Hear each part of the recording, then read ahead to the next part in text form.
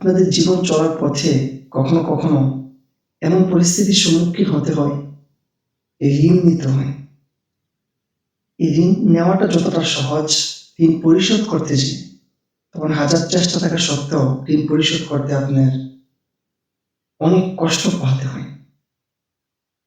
এখন আমি আপনাদেরকে যে দোয়াটা শিখাবো, ছোট যে দোয়াটা শিখাবো, এই দোয়াটা যদি আপনি প্রতিদিন মাগরিবের পরে ৭ বার এবং ফজরের পরে ৭ বার পাঠ করেন, তাহলে আপনি ঋণ পরিশোধ করার ফায়সালা আসমান থেকে হবে।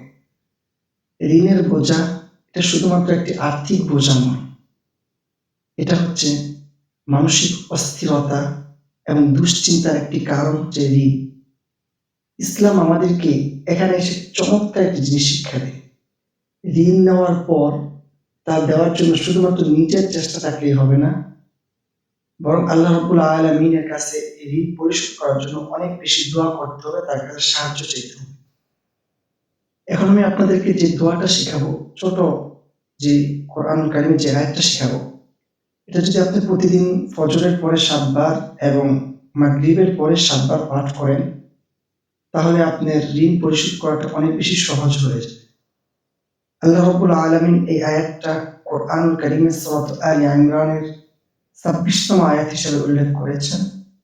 সেখানে আল্লাহ রাব্বুল আলামিন বলেন, কুলিল্লাহুম্মা মালিকাল মুলক তু'তিল মুলকা মান তাশা ওয়া তানজিউল মুলকা মিম্মান তাশা ওয়া তু'ইজ্জু মান তাশা ওয়া তুযিল্লু মান তাশা বিয়াদিকাল খায়র ইন্নাকা আলা কুল্লি শাইইন কাদির।